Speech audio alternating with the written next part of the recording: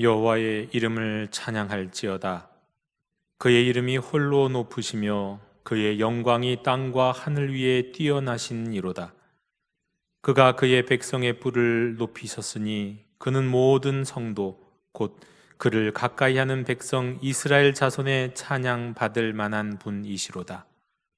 하나님은 영이시니 예배하는 자가 영과 진리로 예배할지니라.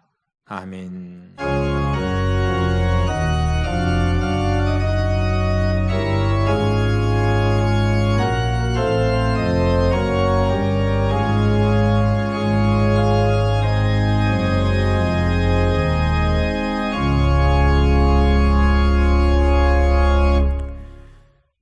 태초에 천지를 창조하시고 지금도 온 우주 만물을 계속해서 창조하시며 보존하시는 전능하신 하나님 아버지께 영광을 돌립니다.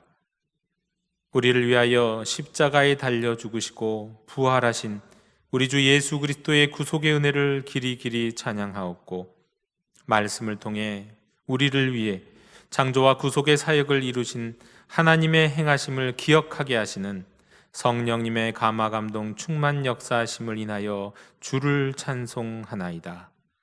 성부, 성자, 성령께 세세무궁토록 영광이 있을지어다.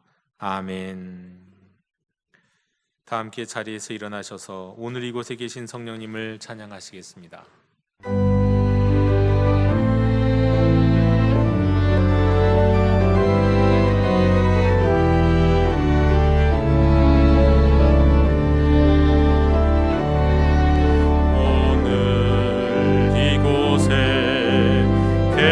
성령님, 우리에게 말씀하시고 우릴 가르치소서.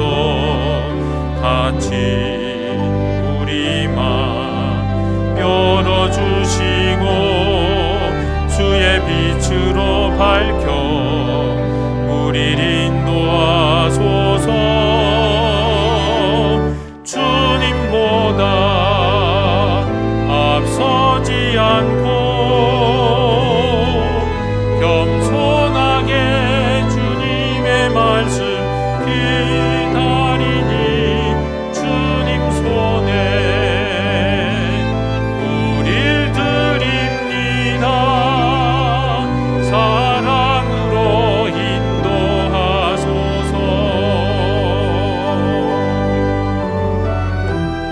창조하신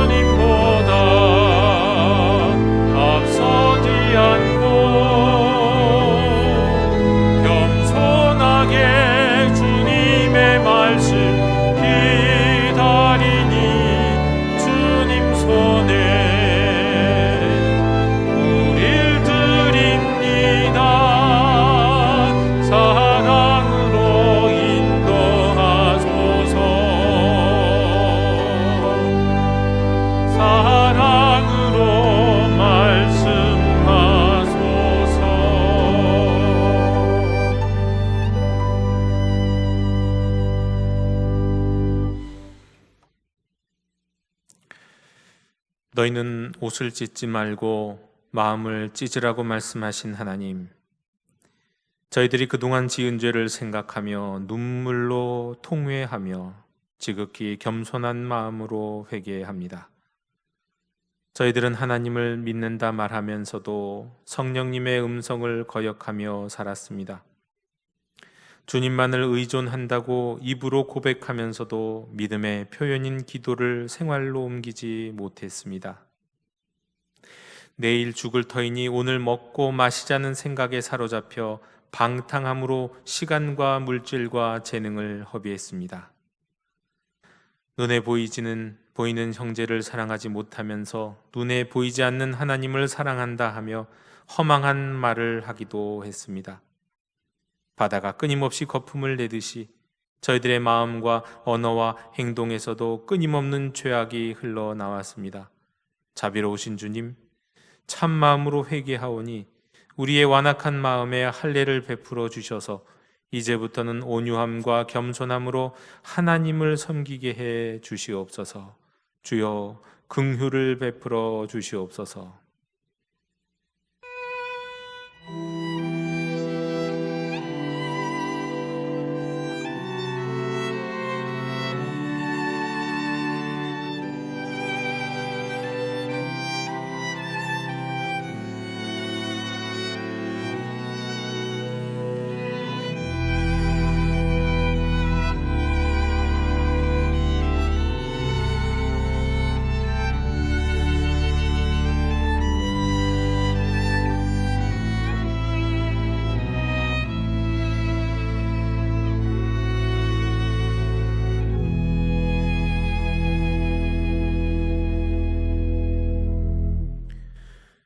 우리가 아직 죄인 되었을 때에 그리스도께서 우리를 위하여 죽으심으로 하나님께서 우리에 대한 자기의 사랑을 확증하셨느니라.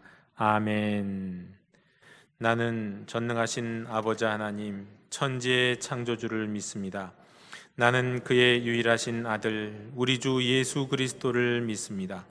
그는 성령으로 잉태되어 동정녀 마리아에게서 나시고 본디오 빌라도에게 고난을 받아 십자가에 못 박혀 죽으시고 장사된 지 사흘 만에 죽은 자 가운데서 다시 살아나셨으며 하늘에 오르시어 전능하신 아버지 하나님 우편에 앉아 계시다가 거기로부터 살아있는 자와 죽은 자를 심판하러 오십니다. 나는 성령을 믿으며 거룩한 공교회와 성도의 교제와 죄를 용서받는 것과 몸의 부활과 영생을 믿습니다. 아멘. 다 함께 자리에 앉으셔서 성시교독 20번을 교독하시겠습니다.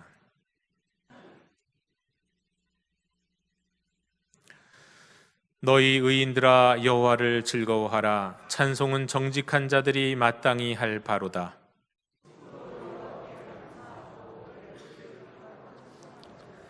새 노래로 그를 노래하며 즐거운 소리로 아름답게 연주할지어다.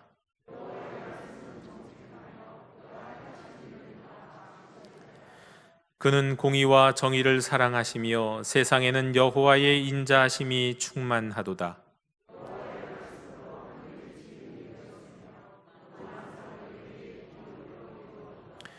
그가 바닷물을 모아 무더기같이 쌓으시며 깊은 물을 곳간에 두시도다.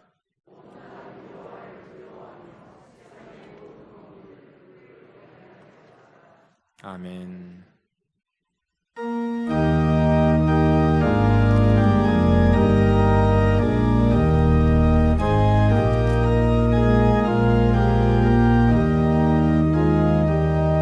내 주님 입으신 그곳은 참 아름다워라. 그 향기 내 맘에 사무쳐 내 기쁨 되도다. 시온성보다도 찬란한 저 천성 떠나서 이 세상 오신 예수님 참 내 구세주. 내 주는 쓰라린 고통을 다 견디셨도다. 주 대신 십자가 대할 때 나 눈물 흘리네.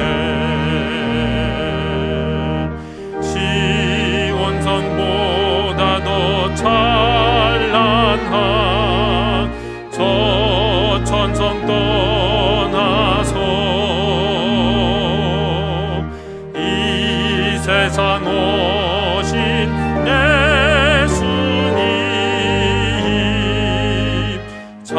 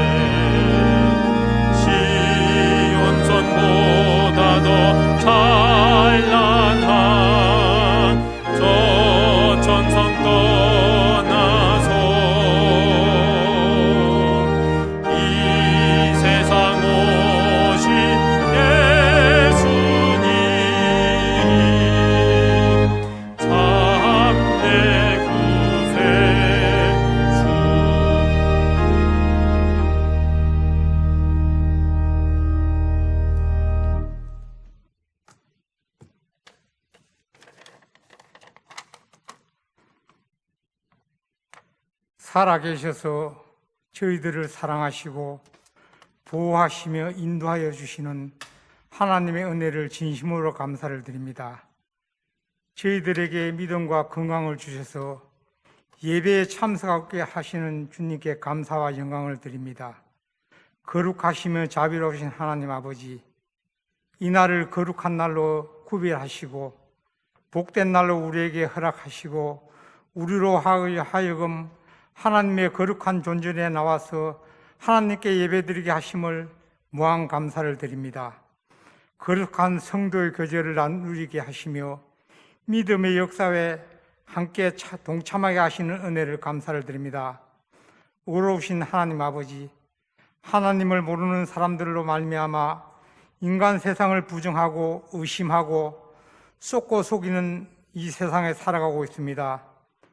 죄의 세력이 강해진 이 악한 세상 속에서도 저희들을 보호하시고 지켜주시며 주의 날을 지켜 거룩한 성도의 선한 싸움을 싸우게 하심도 감사를 드립니다. 하나님의 구원이 이 세상 안에서 강력하게 확장되어 가게 하시옵소서. 주님, 이 시간 10월달 기도 제목을 놓고 기도를 드립니다. 우리 교회 교우들의 영과 육이 강건하게 하시며 늘 기도에 힘쓰고 말씀에 순종하며 복된 가정을 다 되게 도와주시옵소서. 하반기 사역을 열심히 동참케 하셔서 우리 교회가 부흥 발전하고 기도에 힘쓰며 서로가 서로를 위하여 사랑하고 가정과 가정들을 위하여 기도할 수 있는 저희 교회들 될 수 있도록 축복해 주시옵소서. 어제는 정책당회를 했습니다. 담임 목사님의 목회 방침에 적극적으로 협조해서 2020년도는 크게 성장하며 축복받는 해로 만들어 주시옵소서. 내년도 예산에도 차질 없이 축복하셔서 풍성한 예산이 될 수 있도록 축복해 주시옵소서. 다음 세대를 위하여 저희들이 삶에서 신앙의 모범을 보이며 자녀들을 믿음 안에서 신앙 안에서 잘 양육하게 하시옵소서. 고3 학생들을 위하여 기도드립니다. 수능 시험을 잘 치러서 원하는 학과, 원하는 학교 입학할 수 있도록 복의 복을 허락하여 주시옵소서. 취업을 준비하는 학생들도 있습니다. 좋은 직장, 특히 신앙생활 잘할 수 있는 여건과 환경을 허락하여 주시옵소서. 주님, 이 시간 우리 목사님 말씀을 주실 텐데 저희들이 아멘으로 하다며 말씀에 순종하여 살아가는 저희들 될 수 있도록 도와주시옵소서.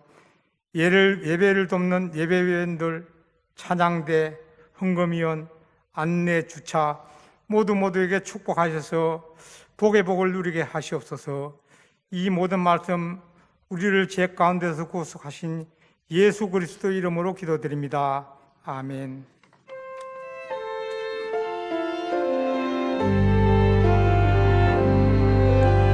하늘에 계신 우리 아버지의 이름을 거룩하게 하시며 아버지의 나라가 오게 하시며 아버지의 뜻이 하늘에서와 같이 땅에서도 이루어지게 하소서. 오늘 우리에게 일용할 양식을 주시고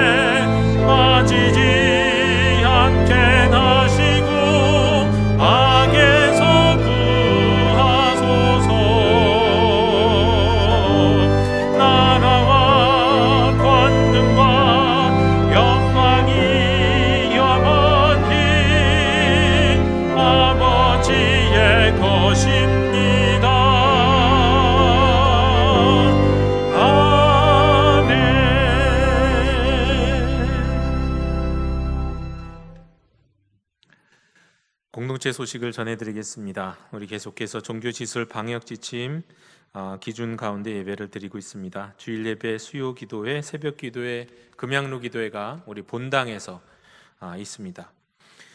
교육부서 각 분과별로 지금 예배를 주로 온라인으로 드리고 있고, 또 아주 부분적으로 또 나오는 아이들이, 자녀들이 있는데 속히 우리 교회 학교 예배가 온전해질 수 있게 기도해 주셨으면 좋겠습니다.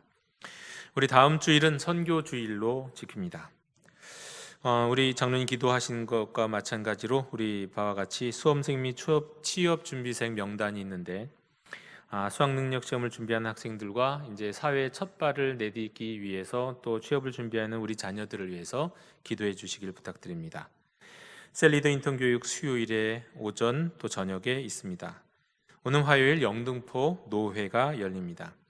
이번 주에 성경 통독하신 분은 편부천 장로님, 김정임 권사님, 심창래 권사님, 이영란 권사님, 이정자 권사님이십니다. 이사하셨습니다. 이교구 25셀 김영 집사님께서 이사하셨습니다. 축하합니다. 우리 1교구 21셀의 김우회 성도님의 우리 차녀 예진 양이 오는 토요일 결혼합니다. 많은 축복의 발걸음 부탁드립니다. 이상으로 우리 공동체 소식을 모두 전해드렸습니다. 이제 다 함께 자리에서 일어나셔서 말씀을 위한 찬송을 부르시겠습니다.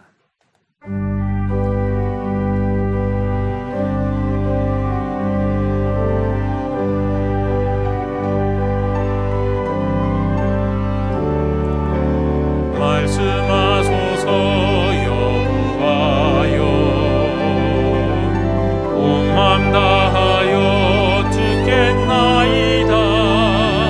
성령 하나님이여 평화 내려 주소서. 듣겠나이다.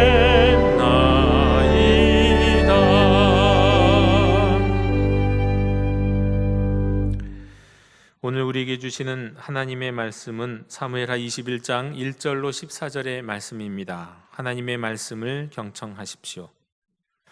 다윗의 시대에 해를 거듭하여 3년 기근이 있으므로 다윗이 여호와 앞에 간구하매 여호와께서 이르시되 이는 사울과 피를 흘린 그의 집으로 말미암음이니 그가 기본 사람을 죽였음이니라 하시니라. 기본 사람은 이스라엘 족속이 아니요 그들은 아모리 사람 중에서 남은 자라. 이스라엘 족속들이 전에 그들에게 맹세하였거늘 사울이 이스라엘과 유다 족속을 위하여 열심히 쓰므로 그들을 죽이고자 하였더라. 이에 왕이 기본 사람을 불러 그들에게 물으니라. 다윗이 그들에게 묻되 내가 너희를 위하여 어떻게 하랴? 내가 어떻게 속죄하여야 너희가 여호와의 기업을 위하여 복을 빌겠느냐 하니, 기본 사람이 그에게 대답하되 사울과 그의 집과 우리 사이의 문제는 은금에 있지 아니하오며 이스라엘 가운데에서 사람을 죽이는 문제도 우리에게 있지 아니하니이다 하니라. 왕이 이르되 너희가 말하는 대로 시행하리라. 그들이 왕께 아뢰되 우리를 학살하였고 또 우리를 멸하여 이스라엘 영토 내에 머물지 못하게 하려고 모해한 사람의 자손 7사람을 우리에게 내주소서. 여호와께서 택하신 사울의 곡을 기브아에서 우리가 그들을 여호와 앞에서 목매어 달겠나이다 하니, 왕이 이르되 내가 내주리라 하니라. 그러나 다윗과 사울의 아들 요나단 사이에 서로 여호와를 두고 맹세한 것이 있으므로 왕이 사울의 손자 요나단의 아들 무비보셋은 아끼고, 왕이 이에 아야의 딸 리스바에게서 난 자 곧 사울의 두 아들 알모니와 무비보셋과 사울의 딸 메랍에게서 난 자 곧 물랏 사람 바르실레의 아들 아드리엘의 5 아들을 붙잡아 그들을 기본 사람의 손에 넘기니, 기본 사람이 그들을 산 위에서 여호와 앞에 명매어 달매 그들 7사람이 동시에 죽으니, 죽은 때는 곡식 빼는 첫날 곧 보리를 베기 시작하는 때더라. 아야의 딸 리스바가 굵은 배를 가져다가 자기를 위하여 바위 위에 펴고 곡식 베기 시작할 때부터 하늘에서 비가 시체에 쏟아지기까지 그 시체에 낮에는 공중의 새가 앉지 못하게 하고 밤에는 들짐승이 범하지 못하게 한지라. 이에 아야의 딸 사울의 첩 리스바가 행한 일이 다윗에게 알려지매 다윗이 가서 사울의 뼈와 그의 아들 요나단의 뼈를 길르앗 야베스 사람에게서 가져가니, 이는 전에 블레셋 사람들이 사울을 길보아에서 죽여 블레셋 사람이 벳산거리에 매단 것을 그들이 가만히 가져온 것이라. 다윗이 그곳에서 사울의 뼈와 그의 아들 요나단의 뼈를 가지고 올라오매 사람들이 그 달려 죽은 자들의 뼈를 거두어다가 사울과 그의 아들 요나단의 뼈와 함께 베냐민 땅 셀라에서 그의 아버지 기스의 묘에 장사하되 모두 왕의 명령을 따라 행하니라. 그 후에야 하나님이 그 땅을 위한 기도를 들으시니라. 아멘. 자리에 앉으시겠습니다.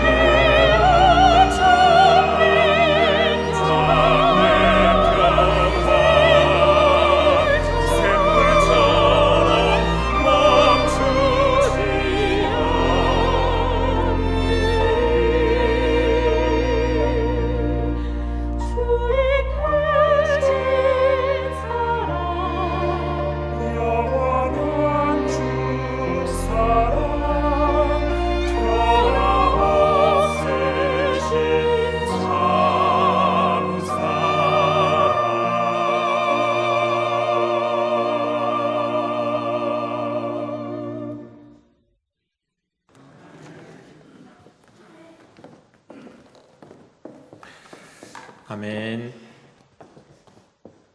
우리 평화 인사를 나누시겠습니다. 주님의 평화를 빕니다. 우리 온라인으로 여전히 온라인으로 우리 예배드리는 성도님들이 한 절반 이상은 되시는 것 같습니다.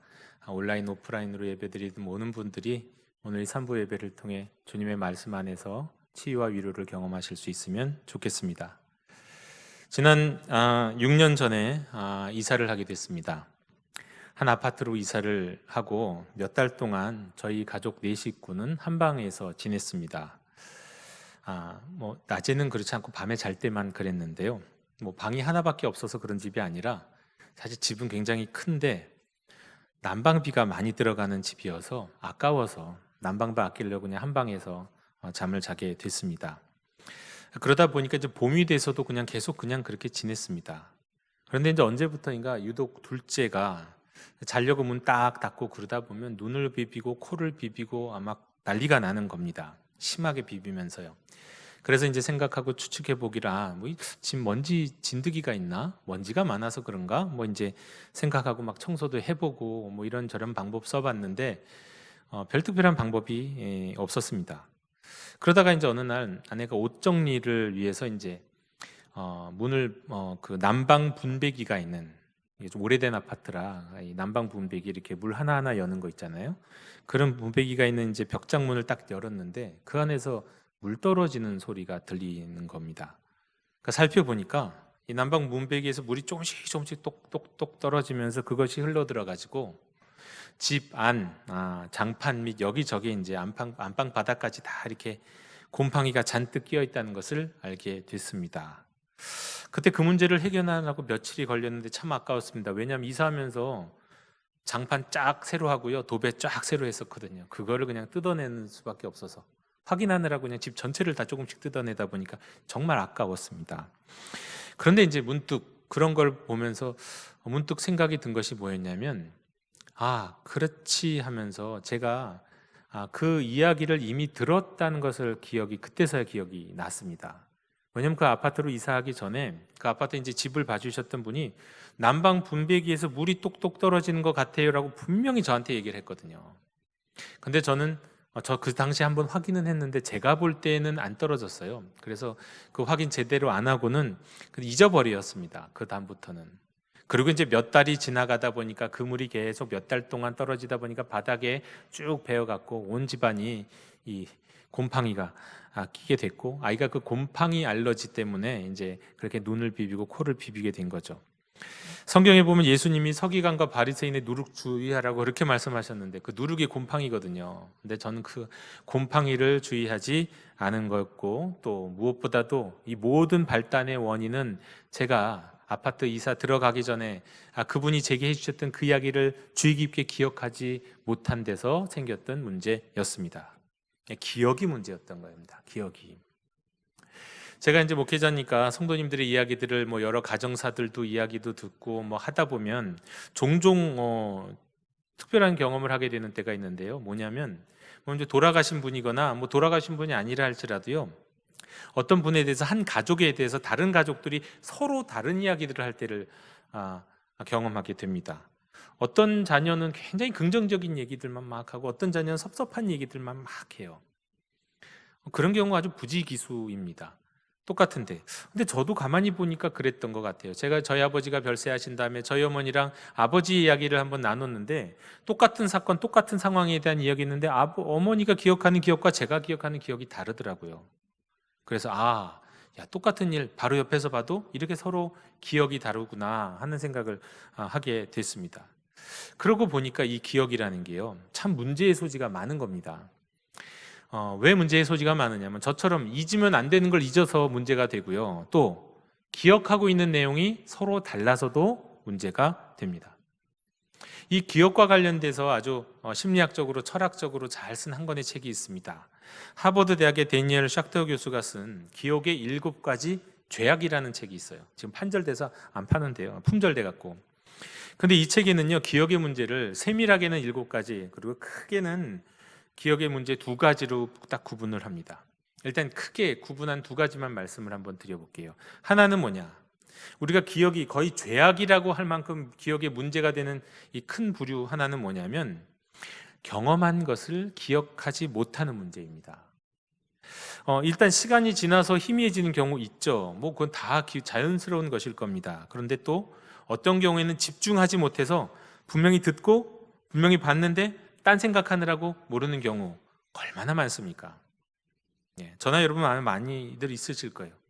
이런 주제를 갖고 드라마나 영화에서 이제 영화 드라마로 제작하는 것들도 참 많이 있습니다. 그래도 사실 뭐 이런 거 잘 기억 못하는 거는 좀 애교로 봐줄 수 있잖아요. 그렇죠? 저도 이제 최근에 우리 이제 도림동으로 이사 온 다음부터 제 기억에 또 심각한 문제가 있었던 경우가 있는데 저는 그걸 애교로 봐주는데 다른 분들은 애교로 안 봐주더라고요. 뭐가 있었냐면 집에서 국을 데우려고 켜놓고 2번 잊어버렸어요. 그리고 집 밖으로 나가버렸어요. 몇 시간 있다가 온 적이 있어요. 어떻게 됐을까요? 타는 냄새가 온 집안에 가득했죠. 그리고 이 그릇이 그냥 완전히 바짝 타가갖고 새까매졌죠. 여러분 아시죠? 바짝 타서 새까매진 타버린 그릇이 있는 거 얼마나 어려운지. 저 그거 잘합니다. 안 되면 저한테 가까우세요. 저 잘 닦아냅니다. 경험이 많아갖고. 그런데요, 이 기억 잊어갖고 생긴 거예요. 이게 또 물론 심각하게 될 수도 있지만 이거 그냥 나름대로 그냥 애교 있게 봐줄 수도 있는데, 두 번째 문제는요, 기억을 하기는 하기는데 잘못 기억하거나 그 기억 때문에 고통받을 때 이 기억이라고 하는 건 심각한 문제가 되는 겁니다. 이거는 우리 삶에 아주 나쁜 영향력을 끼칩니다. 일단 예를 들어보면 우리가 일상생활에서 경험하는 게 뭐가 있냐면, 우리 권사님들은 너무 오래된 이야기라 기억을 못 하실지도 모르겠는데 어쩌면 이제 그런 경험이 없으실 수도 있겠는데, 헤어진 애인이 있는데요, 애인이랑 나쁘게 헤어지면은 그 애인과 있었던 모든 기억이 나쁘게 기억이 돼요. 좋은 추억으로 안 남아요. 나쁘게 헤어지면. 사실은 더 좋은 기억이 많을 수도 있고 헤어질 때만 나쁠 수도 있는데 그렇다는 거예요. 기억이 다 그렇게 영향을 받습니다. 또 우울증이 오면은요, 마치 뭐라고 얘기해야 될까요? 갑자기 이렇게 깜깜한 선글라스 안경을 쓴 것처럼 내 과거의 기억, 이런 것들을 다시 보게 됩니다. 안경 쓰고 보는 것 같아요.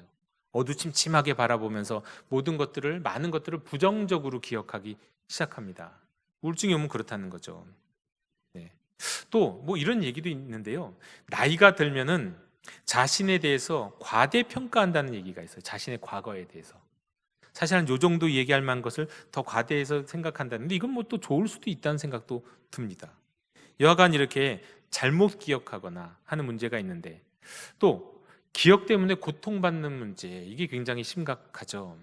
이게 보통 어떻게 영향을 미치냐면, 흔히들 우리가 잘 얘기하는 외상후 스트레스 장애, 뭐 그런 거 있잖아요. 전쟁 같은 거 경험하면 그 기억을 잊지 못해 갖고 생기는 문제들이요. 예를 들어서 미국의 메이저리그 투수 가운데 무어라는 선수가 있었습니다. 이 사람이 이제 뭐 무슨 리그인지는 정확하게 모르겠는데 아마도 이제 뭐 이렇게 마지막 그 리그의 1위 팀을 결정하는 그 경기였던 것 같아요. 근데 9회 말 투 스트라이크, 그리고 투아웃 투 스트라이크에서 이제 끝났어요. 이제 하나만 잘 던지면 되는데 홈런을 맞아버렸네요. 저 역전패해버렸어요. 경기에서 졌어요. 이 무어라는 선수는 이것을 잊지 못했습니다. 이게 너무너무 아픈 기억으로 남아갖고 거의 외상후 스트레스 장애가 됐어요. 결국은 이 사람이 3년 후에 이걸 잊지 못해갖고 자살을 했어요. 우리가 이제 아는 기억들, 우리가 끄집어낼 수 있는 기억 중에 또 뭐가 있냐면, 6년 전에 세월호 사건이 있었을 때 그 침몰 과정에서 10명을 구조해가지고 의인 칭호를 받았던 한 분이 계세요. 이분은 의인이다, 10명이나 구조했다. 그런데 그분이 그 다음 해에 자살을 기도했습니다. 이유가 뭔지 아세요? 자신이 10명 구한 것보다 그건 잘 생각이 안 나고요, 자신이 그때 절규 가운데 있는 사람을 구하지 못했던 그 기억 있잖아요. 그걸 잊지를 못해갖고 너무너무 고통스러워서 그렇게 자살을 기도했던 사건이 있었습니다.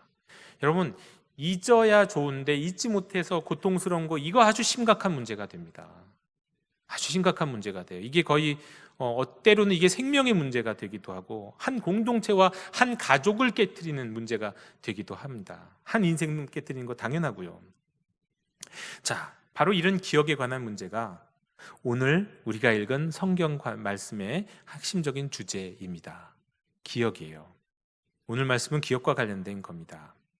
자, 일단 오늘 말씀을 여러분이 읽으셨다면 여러분이 질문이 생기실 거예요. 정직하게 그 말씀을 읽었다면, 무슨 뜻인지 알고 읽으셨다면, 제가 조금 너무 빨리 읽었죠? 길어갖고 그랬는데요. 이 상황을 자세히 알고 읽으셨다면 이런 질문이 당연히 생깁니다.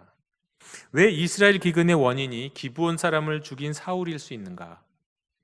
사울도 이미 죽은 전 왕인데요. 또 왜 그 문제의 해결 방법이 사울의 후손을 처형하도록 넘겨주는 것이었을까? 그리고 왜 성경은 사울의 후손들이 죽고 다윗이 처형당한 7명의 시신을 사울과 요나단과 함께 장사한 다음에서야 비로소 그 후에 하나님이 그 땅을 위한 기도를 들으시니라 라고 기록하고 있는 것일까? 결국은 이것도 핵심적인 주제는 기억이라는 거예요. 저는 이 본문을 갖고 사실 굉장히 이해하기 어렵고 현대인의 입장에서는 받아들이기 어려운 이 본문을 갖고요, 한번 하부루타를 해본 적이 있습니다. 성경 토론을 해봤어요. 성도님들과 함께 한 5년 전쯤에 이 본문 갖고 소그룹으로 막 성경을 갖고 제가 강의하지 않고요, 설교하지 않고요, 이 본문 그냥 읽고 여기서 질문 갖고 이 문제 갖고 토론을 했는데, 이 토론했던 내용을 나중에 이제 정리해서 발표하는 시간이 있었거든요. 근데 참 제가 그렇게 깜짝 놀랐던 게, 성도님들이 참 똑똑해요.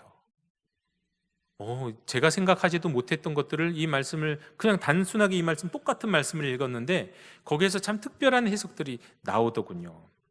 어쩌면 이분이 똑똑하신 건지 아니면 사극을 많이 봐갖고 거기에서는 음모들을 갖고 많이 봐서 그런 건지 그런 생각도 들었는데, 예를 들어 그겁니다. 오늘 말씀을 딱 읽고 토론하면서 이 말씀을 어떻게 이해하고 해석했냐면요, 오늘 이야기를 자신의 정적 사울, 다윗에게 사울은 정적이잖아요. 자신의 정적 사울 가문의 후손을 그냥 다 멸절시키고자, 그래서 반역의 화근을 없애고자 다윗이 기근과 하나님의 응답과 맹세라는 것을 이용해서 정당화하면서 나쁜 짓을 한 거다. 아니, 그렇게까지 해석하시는 분이 계셨어요.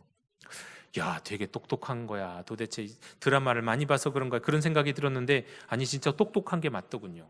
왜냐하면 제가 나중에 성경 주석들을 살펴보니까 신학자들 중에서도 그렇게 해석하는 분들이 꽤 있었거든요.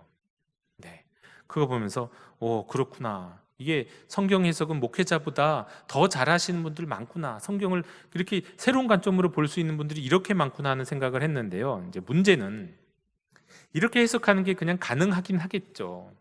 이렇게 성경을 읽는 거 가능한데요, 그렇게 성경을 읽으면 이 성경에서 나온 맥락들을 너무 많이 무시해야 되고요.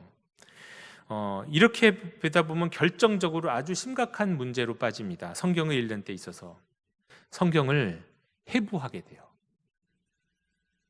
여러분, 성경을 해부하게 되면 어떤 일이 일어날까요? 한 가지 이런 예를 드리면 좋을 것 같아요. 여러분, 사랑하는 분 계십니까? 지금 이 나이에 나가 사랑하는 사람이 누가 있어요? 근데 그래도 사랑해 보셨잖아요.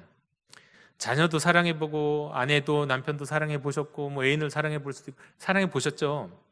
그때 내가 누군가를 막 사랑하는 마음이 있을 때요, 그 사랑을 뭘로 증명하실래요? 나는 틀림없이 내 자식을 사랑해. 나는 틀림없이 우리 남편을, 우리 아내를 사랑해. 그 사랑을 어떻게 증명할 수 있나요? 해보면, 우리를 해부해보면 사랑이 나올까요? 해부해봤는데 절대로 거기서 사랑은 증명되지 않고 확인되지 않죠.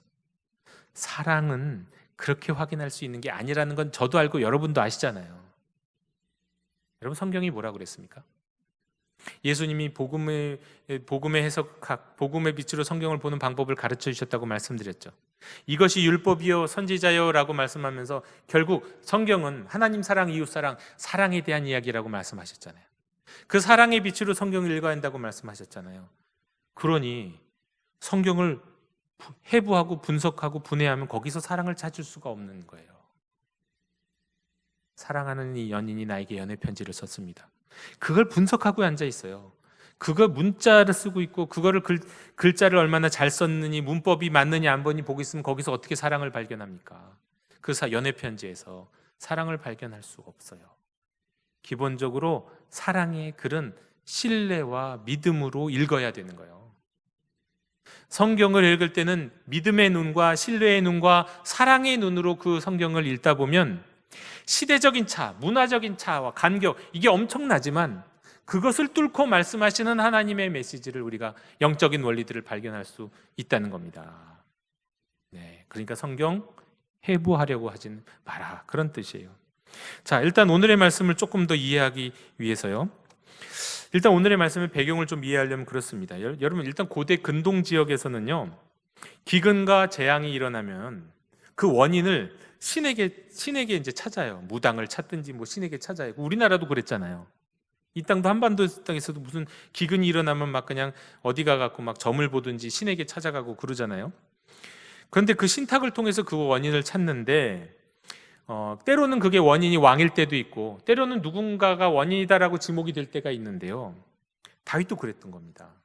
다윗이 이제 왕권을 딱 장악하고 얼마 되지 않았을 때예요. 이 성경에서는 21장에 나와 있지만 실제로 이 사건은 저 앞에서 일어났던 사건인 것 같아요. 그런데 이 사건을 보면서 이 사건, 이제 다윗이 왕이 딱 된 다음에 몇 년이 되지 않아 갖고 기근이 일어나니까 다윗이 어떻게 했을까요? 기도했겠죠. 하나님, 도대체 왜 이런 일이 일어나는 겁니까? 또 제사장들을 통해서도 너희들도 기도해라, 도대체 이유가 무엇인지. 그래서 아마 찾았던 것 같아요. 그래서 어쩌면 하나님이 다윗에게 딱 음성을 들려주셨을 수 있을지도 모르지만, 그것보다는 그때 당시에 제사장들이 하나님의 뜻을 분별하는 방법, 우림과 둠밈이라는 제비 뽑기를 통해서, 이유는 모르겠는데 어떻게 우림과 둠밈을 계속 하다가 여러 번 하다가 알게 됐는지 모르겠지만 그 이유를 알게 됐어요. 그 이유가 뭐였느냐, 여호수아와 상호 불가침 초약을 맺었던 기브온 사람들을 선대의 왕인 사울이 해쳤던 거예요. 심각하게 거의 멸절시키려고 했던 그 사건이 바로 이 기근의 문제였다는 것을 알게 된 겁니다. 여러분, 근데 이 성경에 따르면요, 조약, 맹세라는 건 굉장히 심각한 거예요. 아주 중요한 거예요. 맹세, 조약이라고 하는 건요. 그래서 이 하나님과의 언약은 물론 사람끼리의 맹세일지라 할지라도 하나님 앞에서 한 맹세는 반드시 지켜야 돼요. 만약에 그 맹세를 어기면 어떻게 될까요? 어느 정도까지 그 맹세 어기는, 그 말하자면 그 벌을, 대가를 치러야 될까요? 많은 경우에는 생명으로, 자신의 생명뿐만 아니라 뭐라고 했습니까? 부모의 죄를 3, 4대까지 묻는다고 그랬잖아요. 자신의 죄가 아니라 그 자녀들에게까지도 물을 수 있는 거예요. 맹세를 어기면 그만큼 엄격한, 엄한 벌이 임할 수도 있다는 겁니다. 사울은 그의 조상이라고 할 수 있는 여호수아, 그 여호수아가 이스라엘을 대표해서 기브온 사람과 세웠던 맹세를 깨뜨려 버렸어요. 그게 어마어마한 거예요. 아무리 왕이라 할지라도 그 조약과 맹세를 깨뜨리는 것은 그 책임을 져야 하는 거였습니다. 이것이 결국 문제가 된 겁니다. 그래서 다윗은 이것을 이제 알고는, 이것이 원인인 걸 알고는 이제 피해 당사자인 기브온 사람들을 찾아가요. 그리고 그들에게 묻습니다. 내가 어떻게 하면 당신들에게 이 문제를 속죄할 수 있겠습니까? 우리가 잘못한 거 맞다. 근데 속죄했으면 좋겠다. 어떻게 하면 좋을까? 그랬더니 그리고는 당신들이 원하는 대로 들어주겠다. 그래, 그들이 원했던 것이 사울의 후손 가운데 7사람을 넘겨주기를 원합니다. 그리고 다윗은 저들이 사울의 후손을 처형하도록 허락을 해요. 여러분, 그 시대는요, 눈에는 눈, 이에는 이, 아비에저는 자식에게 3, 4대까지, 이런 시대라니까요. 그러니까 우리의 지금 현대적인 시각으로 이해해서는 안 되는 시대예요. 매우 불합리하고요. 예수님이라도 절대 이렇게 하실 일이 없죠. 근데 그때는 그랬단 말입니다. 자, 이런 상황, 정말 우리가 이해할 수 없고 문화적 간격, 시대적 간격이 있는 이런 상황에 대해서도요, 우리가 신뢰하는 마음으로 복음의 빛 가운데 이 말씀을 읽으면 하나님이 우리에게 주시는 영적인 의미, 적어도 2가지를 일단 발견할 수 있습니다. 첫 번째로, 이 오늘 말씀을 통해서 알 수 있는 한 가지는 뭐냐면, 말씀, 곧 하나님의 뜻에 근거하지 않은 그릇된 열심은 하나님을 기쁘시게 하지 못한다는 거예요. 여러분, 사울은요, 우리가 아는 것처럼 그렇게 생각보다 나쁜 왕 아닙니다. 이스라엘 백성들에게는 그래도 꽤 인기 있었던 왕이에요. 왜 그러냐면 그는 적어도 이스라엘과 유다를 향해 열심을 가졌던, 말하자면 내 백성을 향해서 열심을 가졌던 왕이었어요. 근데 그게 문제였어요. 그릇된 열심이었기 때문에, 예를 들어서 사울은 아말렉을 치고는 어떻게 했어야 됐냐면, 그때 당시의 방식으로는 헤렘, 멸절을 시켜야 되는 그런 상황이었어요. 그게 하나님 앞에 순종하는 길이었는데 그 말씀에 불순종하고 어떻게 했습니까? 아가강을 살려주고 노량물들을 따로 보관해요. 그 노량물 뭐 하려고 그랬을까요? 단지 아까워서? 예, 아까워서. 왜냐하면 그 노량물 이스라엘 백성들에게 나눠주면 좋잖아요.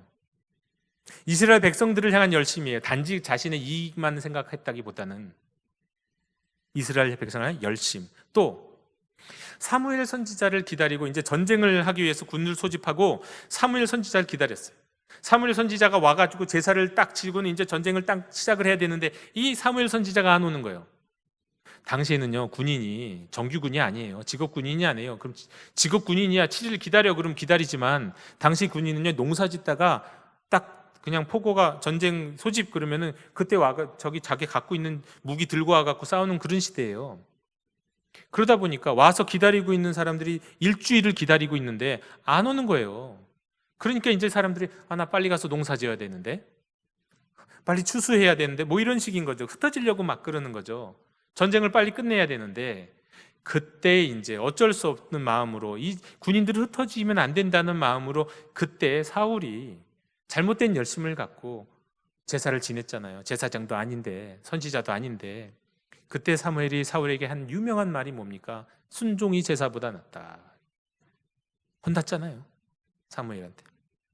그리고 또 오늘의 이야기의 배경이 되는 이것도 마찬가지예요. 사실은 기브온 사람들은 이스라엘 백성의 그 가나안 땅의 이스라엘 백성 한복판에 사는 이방인이에요. 그들이 여호수아를 통해서 그들과 하나님 앞에서 맹세를 했지만 이거 아주 눈엣 가시 같은 이방인인 거예요. 아니, 한복판에 있으니까요. 이들이 딴색하면 어떡하지? 뭐 이런 생각 다 할 수 있잖아요. 적이 쳐들어오는데 안에서 우리를 공격하면 어떡하지? 뭐 이런 생각도 할 수 있는 거 아닙니까? 사울은 그래서 그 눈엣 가시와 같은 기본 사람들을 몰아내려고 했던 거예요. 이스라엘을 향한 열심이었던 거죠. 그러나 그것이 여호수아와 맺었던, 하나님 앞에서 맺었던 맹세를 깨는 것이었어요. 그래서 그 그릇된 열심은 있었으나 그릇된 열심 때문에 그 후손들이 대가를 치르게 된 겁니다. 오늘날 입장에서는 이해가 안 되죠. 근데 그 시대에는 모두가 다 그래, 그럴 수밖에 없어 하는 내용이었다는 겁니다. 자, 이것이 첫 번째예요. 두 번째, 이것은 오늘 설교의 핵심적인 내용과 관계가 됩니다. 바로 하나님이 이런 일을 허락하시고 이런 상황이 이뤄진 이유, 두 번째는 뭐냐? 기억을 치유하시기 위해서입니다. 다윗을 통해서 기브온 사람들의 억울한 기억, 자식을 잃은 사울의 첩 리스바의 고통스러운 기억, 이 기억이 치유됨으로 인하여 어떻게 보면 온 자연과 피조물들이 다 온전하게 되는 사건이 오늘의 말씀의 핵심적인 내용인 겁니다. 언젠가 믿음이 없는 한 분이, 믿음이 없었던 분, 한 분이 저랑 식사를 하게 됐는데 아주 중요한 얘기를, 저에게 어떻게 보면 깨달음을 주는 얘기를 해주셔서 제가 기억하고 있습니다. 그때 당시 그분 분명히 이제 교회를 다니거나 그러지 않으셨던 분인데요. 저한테 이제 그런 얘기하세요. 오늘날 교회의 문제가 뭔 줄 아나?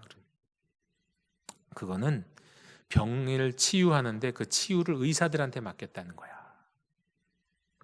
초대교회는 그렇지 않았어. 교회가 치유를 하지 않으면 왜 교회가 있어야 되는 거지? 성경에서 구원이라는 말은 사실은 그 어원이 치유에 있는데 도대체 왜 교회에서는 치유의 이 사역이 이루어지지 않는 거야? 이런 얘기를 하는 거예요. 말씀하시는 거예요. 근데 제가 그 말씀을 가만히 듣고 있다가 뭔가 이렇게 얻어맞은 듯한 느낌이 들었습니다. 또 어떤 마음이 들었냐면 하나님이 지금 이방인을 통해서 나에게 뭔가 말씀을 하시나 보다 하는 생각이 들었어요. 그래요, 여러분. 교회는 뭐 하는 곳입니까? 교회를 보통 구원의 방주라고도 많이 말씀하잖아요. 구원이란 것이 곧 치유예요. 구원이란 말과 치유란 말은 똑같은 말이에요.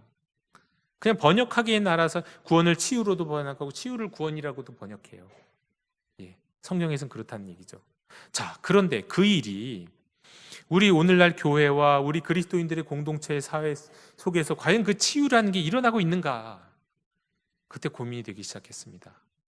그러면서 교회 공동체는 무엇이 이루어지는 공동체여야 되는가? 교회 공동체는 치유의 공동체여야 된다. 이것을 나름대로 제가 깨닫게 되는 순간이었어요. 물론 저는 그 치유라는 것을요, 의학적인 관점에서만 생각하지 않습니다. 왜냐하면 저는 의학이라고 하는 영역이 하나님께서 발달시키신 영역이라고 생각하기 때문이에요. 그러니까 우리가 의학을 이용하고 의학의 도움을 받아야 될 부분 분명히 있는데, 반면에 우리가 또 너무 쉽게 어디가 아프거나 그럴 때 기도하는 것은 잊어버리고 병원만 찾고 약국만 찾는 것도 우리는 반성해야 될 필요가 있겠죠. 그런데 제가 이제 여기서 말씀드리고자 하는 치유는 이런 이제 육체적인 치유와 더불어서 저는 바로 교회란 치유의 공동체, 무슨 치유의 공동체요? 기억의 치유가 이루어지는 공동체여야 된다. 오늘 말씀을 통해서 말씀을 드리기를 원합니다. 오늘 말씀이 바로 그런 말씀이었어요. 기억의 치유가 이루어지는. 바로 기브온 백성들은 한이 맺혔어요. 그들은 분명히 그들의 조상을 통해서 이스라엘 백성과 언약을 맺었어요. 언약? 약속, 맹세를 했어요. 그들을 보호해 주기를, 서로 해하지 않기를, 평화롭게 살아가기를. 그런데 사울 왕이 그들을 눈엣 가시처럼 여기면서 학살한 거예요. 얼마나 많이 죽었는지 몰라요. 다 모든 재산도 뺏기고 쫓겨나갈 상황이 됐나 본데, 그때 이제 왕이 다윗 왕으로 바뀌면서 아마 그 일을 모면하게 되었겠죠. 그들의 마음속에는 한이 설했어요. 분명히 약속했는데, 분명히 맹세를 했는데 어떻게 이런 일이 일어나는가? 자신의 가족들이 죽고 그 아픈 기억들이 너무나도 많았던 거예요. 그때 하나님께서 그 맹세에 합당한, 맹세를 깨뜨린 자에게 합당한 일을, 그때 당시에는 그럴 수밖에 없는 당사자도 당사자요, 자식들에게 그 일이 이제 넘어간 거예요. 그 대가가. 오늘날은 절대 이런 일이 일어나지 않죠. 예수님도 이렇게 항해하시지 않죠. 근데 그 시대는 그랬다니까요. 결국 그것을 통해서 무엇을 이루신 겁니까? 기브온 사람들의 그 아픈 기억, 고통스러운 기억을 치유하시기 위해 그런 일을 하신 거예요. 뿐만이 아니에요. 그 사울의 말하자면은 첩이었던 그 사울의 첩의 리스바의 아들 둘도 죽게 됐고, 또 다른 딸의 아들들도 죽게 됐는데요. 그 리스바는요, 자기 아들들이 매달린 것을 보고는요, 움직이질 못해요. 죽어서 매달려 있는 것을 보고는. 왜냐하면 그때 당시는 죽었다 할지라도 새가 쪼거나 동물이 먹는 것은 그는 너무너무 수치스러운 일일 뿐만 아니라 이것이 죽은 다음에도 어떤 영향을 미친다는 그런 어떤 생각들을 하고 있었던 시대였어요. 그래서 동물이 오지 못하도록 거기를 지키고 있는 거예요. 그 모습을 보면서 다윗이 또 하나를 생각했죠. 그래, 제대로 장사를 치러주자. 그래서 사울 왕과 요나단의 시체가 다른 곳에 묻혀져 있는 것을 모아갖고 장례를 그 가족들과 함께 한 곳에 장례를 잘 치러줍니다. 그러면서 그 아들의 엄마의 기억도 치유가 일어나는 거예요. 우리는 한 가지만 생각하면, 아유, 저 다윗이 결국은 우리 아들도 죽게 했다, 이렇게도 생각할 수 있는데, 그때 당시에는 그 맹세라는 것이, 하나님 앞에서 당사자가 맹세한다는 것이 죽음으로 그것을 지켜야만 하는 것이었기 때문에 이것이 우리가 생각하는 거랑 달랐다는 거예요. 다윗이 실제로 맹세를 얼마나 중요하게 생각했습니까? 정말 중요하게 생각했죠. 그래서 다윗은 그 사울의 자식들을 바치려고 할 때도, 대신 줄 때도 요나단과 자기가 했던 맹세가 있기 때문에 요나단의 아들 무비보셋은 보호해 주잖아요. 그리고 나중에는요, 그 이전에는 아브넬이라고 하는, 말하자면 적장이에요. 적장이 다윗에게 이제 투항을 했어요. 그러자 내가 너를 보호해 주겠다, 내가 너를 해하지 않겠다 약속을 했어요. 맹세를 했어요. 그러는데 그 아브넬이 나가는 것을 보면서 다윗의 부하인 요압이 쫓아가서 죽여요. 다윗은 몰랐죠. 그때 했던 말이, 다윗이 나랑은 상관없다, 이걸 중요하게 생각해. 왜? 내가 이게 나랑 상관이 있으면 내가 맹세를 어긴 거니까. 이건 나랑 상관없이 이건 요압이 한 일이야. 맹세는 그만큼 중요한 것이었어요. 그렇기 때문에 그 맹세를 지키기 위해서 이런 일이 벌어졌다는 겁니다. 여러분, 때문에 어떻게 보면 리스바도 다윗을 그렇게 심각하게 탓하거나 그러지 않았다는 거예요. 맹세를 어긴 것에 대한 벌로 생각했다는 거죠. 때문에 이런 모든 상황들을 통해서 우리가 알 수 있는 오늘 사건의 핵심은 결국 마음에 한이 있고 기억에 고통이 있는 사람들의 그 기억을 치유함으로 말미암아 이스라엘이 온전해지고 이스라엘을 둘러싸고 있는 온 피조물들이 회복되는 역사, 이것이 오늘 말씀의 핵심인 겁니다. 여러분, 교회 공동체는요, 다른 어떤 치유보다도 우선적으로 기억을 치유하는 공동체가 되어야 됩니다. 자, 그러기 위해서 우리가 해야 될 것이 있겠죠. 한번 우리 자신에게, 그럼 우리는 어떻게 살아야 되는가, 무엇을 해야 되는가 한번 생각해 본다면 두 가지 관점을 우리가 생각해 봐야 할 겁니다. 하나, 내가 누구에게 나쁜 기억을 주었다면요, 내가 누구에게 고통스러운 기억을 주었다면 회개하고 용서를 구해서 그 사람의 기억을 치유해 줘야 돼요. 미안하다고, 정말 잘못했다고 이야기할 수 있어야 돼요. 그럼으로 인해서 그 사람의 기억이 회복돼야 돼요. 건강한 기억으로, 고통스러운 기억이 아니라 은혜로운 기억으로 회복되어야 돼요. 그래서 그 사람이 나를 축복할 만큼, 보세요, 오늘 말씀에서도 축복하잖아요. 기본 백성들이 복을 빌어, 어떻게 하면 복을 빌어 주겠느냐 그러잖아요. 다윗이 그렇게 묻잖아요. 축복할 만큼 용서를 구하라. 그리고 사랑으로 베풀어라. 자, 이것만 있는 게 아니겠죠? 또 내가 그러면 고통스러운 기억을 갖고 있다면 어떻게 해야 될까요? 그런데 나에게 고통스러운 기억을 준 사람은 도무지 나한테 고통스러운 기억을 줬는지도 몰라. 그리고 여기 있지도 않아. 멀리 있어. 그러면 어떻게 해야 될까요? 그러면 나의 고통스러운 기억은 어떻게 치유해야 될까요? 이럴 때 우리가 광야로 들어가야 돼요. 이스라엘 백성에게 있어서도 광야는 치유의 공간이었습니다. 기억이 치유되는 곳이었어요. 히브리어로 광야를 베미드바르라고 그래요. 베미드바르. 근데 그 어원이 뭐냐면 이 베미드바르라는 말에서 나온 단어들이 아주 중요한 단어들이 있어요. 다바르. 하나님의 말씀이에요. 역사를 이루는 말씀이에요. 말씀하시면 이루어지는 말씀이에요. 빛이 있으라 하면 빛이 이루어진 그런 말씀. 두 번째로 디바르라는 말이 있어요. 그것도 베미드마르베에서 나온 말이에요. 디바르는요, 지성소란 뜻이에요. 지성소가 뭐 하는 곳입니까?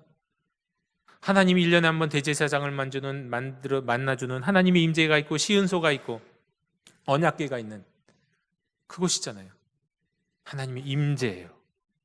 광야라고 하는 것은 하나님의 말씀이 있는 것이고 하나님의 임재가 있는 것이에요. 결국 오늘날 우리 우리 그리스도인들이, 현대를 살아가는 성도들이 우리가 광야로 나간다는 얘기는 무슨 얘기냐면, 우리의 기억을 치유하기 위해서 하나님의 말씀 앞에 나가고요, 하나님의 임재 안에 나가서 우리 기억을 내어드리는 거예요.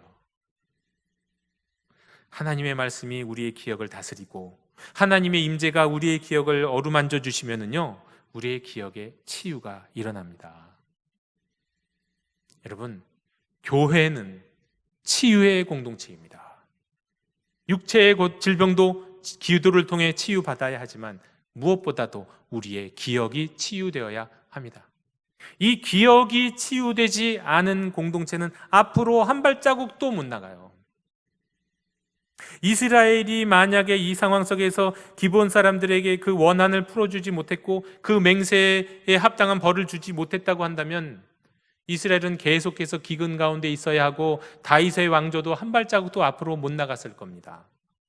그러나 하나님께서 상처를 받고 고통받고 있는 그 고통의 기억을 가지고 있는 이들의 기억을 치유하시고, 또 심지어는 사울의 이 아내, 둘째 아내였던 리스바의 기억도 치유하심으로 말미암아 모든 것을 회복시켜 주셨습니다. 여러분, 우리 영도교회가, 우리 공동체가 기억의 치유가 일어나는 공동체가 되기를 원합니다.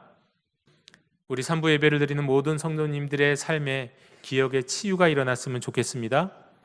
혹시 내가 누군가에게 마음 아픈 고통의 기억을 주었다고 한다면 용서를 구하고 미안하다고 말하고, 그래서 아픈 기억들을 회복시켜 주시는 여러분들이 되었으면 좋겠습니다. 그럴 때 그런 영도교회는 앞을 향해 나아갈 수 있는 공동체가 비로소 될 줄로 믿습니다. 기도하겠습니다. 주님, 우리의 기억 속으로 오셔서 주님의 말씀과 주님의 임재 가운데 저희들의 고통스러운 기억, 상처난 기억, 왜곡된 기억을 고쳐주시기를 원합니다. 또한 우리가 잘못해서 다른 사람의 고통스러운 기억을 유발했다면 회개하고 미안하다고 용서를 구하는 마음으로 다가가서 그들의 고통스러운 기억을 회복시킬 수 있기를 원합니다. 그래야 우리 영도 공동체가 기억의 치유가 이루어지는 공동체 되게 해 주옵시고, 이를 통해 이제 한 발자국 앞을 향해 나아가는, 다음으로 향해 나아가는 공동체 되도록 도와주시옵소서. 예수님의 이름으로 기도드립니다. 아멘.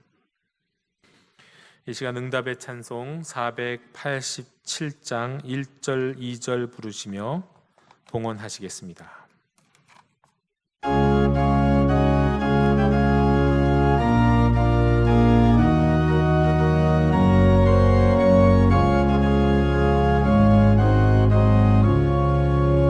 어두움 후에 빛이 오며 바람 분 후에 찬찬하고 소나기 후에 햇빛 나며 수고한 후에 쉼이 있네.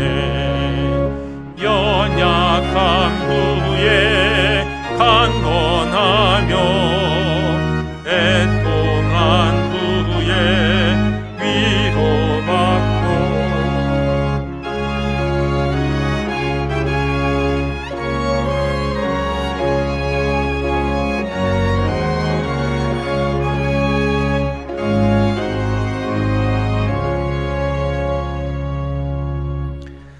주님, 우리가 하나님 앞에 예배를 드리러 나올 때 빈손으로 나오지 않고 주일의 헌금과 10의 1조와 감사 헌금과 여러 가지 목적 헌금을 드리며 주님 앞에 나왔습니다. 드리는 손길 위에 하나님 역사하여 주셔서 혹시 그들의 위에 있는 치유되지 않은 기억들이 있다면 고쳐주시고 새로운 삶, 새로운 출발을 시작할 수 있도록 주님 복내려 주시옵소서. 하나님, 드리는 마음 받아주시고 드리는 인생도 받아주셔서 힘있게 하시고 능력 있게 하시고 아픔이 없게 하시고 건강하게 인도하여 주시며 기도에 응답이 있는 인생들이 다 될 수 있도록 주장해 주시옵소서. 이 모든 말씀 예수님의 이름으로 감사하며 봉헌기도 드리옵나이다. 아멘. 다 함께 자리에서 일어나셔서 결단의 찬양을 함께 부르시겠습니다.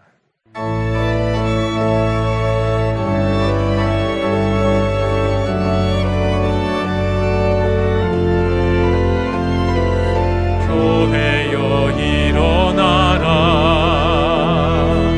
주께서 부르시니 두려움과 실패 내려놓고 교회여 일어나라. 교회여 일어나라.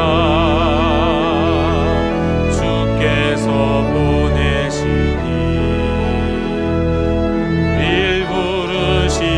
삶의 자리에서 교회여 일어나라. 우린 세상의 빛, 하나님의 편지, 주의 교회를 통해 세상이 주를 버리라. 일어나라. 아버지 사랑으로, 아버지 능력으로 서로 하나 되어 그 빛을 비추라. 노래하라. 아버지의 사랑을, 크심을 이 삶의 노래로 주님을 나타내라. 일어나라.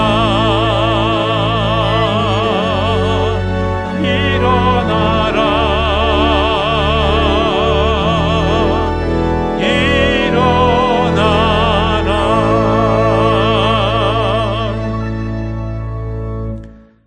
지금은 우리 구주 예수 그리스도의 은혜와 하나님 아버지의 한없는 사랑과 성령님의 감화감동 충만 역사하심이 기억의 치유 공동체를 이루기 원하는 모든 영도 가족들 머리 위에 지금부터 영원토록 함께 계시기를 간절히 축원하옵나이다. 아멘.